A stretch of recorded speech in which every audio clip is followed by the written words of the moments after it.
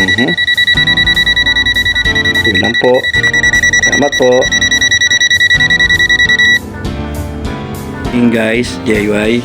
Tuturuan ko po kayo kung paano gumamit ng digital multimeter. Kung nahihirapan kayo mag-adjust, bumili na kayo itong auto. Kahit anong madidetect nito. Panoorin nyo. Ito natin.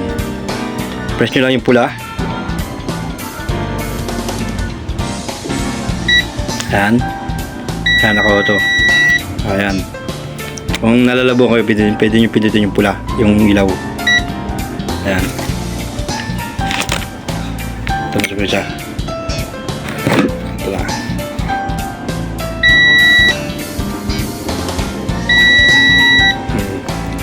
Pwede ito kahit ano. Itong ito. Yes. Natin.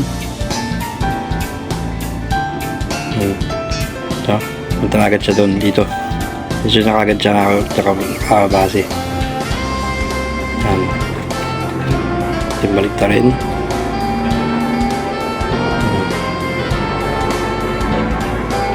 Kaya agad siya. Pwede siya sa fuse. Ito, fuse. Fuse to. Tignan natin. Oh.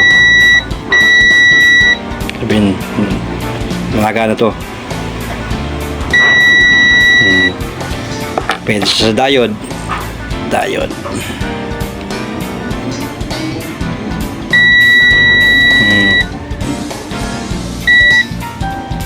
Patuloy natin. Ayan. Diba? Pwede rin siya sa battery. Battery ng motor.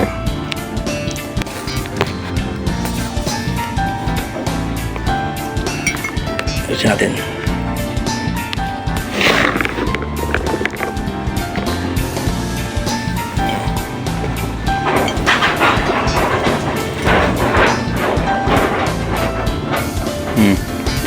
May 10 volts pa. Napunta naman siya rito. 10 volts. So, pwede balik rin natin. Ayan, negative siya. 10 volts. Pwede rin siya sa 220. Ito. Saka natin. Wala tayong ina-adjust dyan. Wala na. Automatic na yan. Saka natin yan dito. Dito.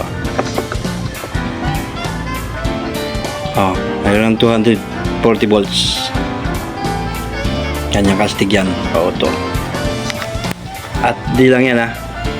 May papakita pa ako sa inyo about dito. Kung may puto lang yung mga wire o wala. Bunutin nyo na to. Bunutin nyo to. Then pre-press nyo to. Ito, pre-press.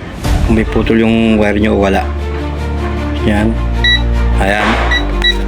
Tapos i-scan nyo rito kung may putol o wala. Ha? Wala. Walang putol. Basta nabubulang-bulang ganyan. Walang putol siya. Magana siya.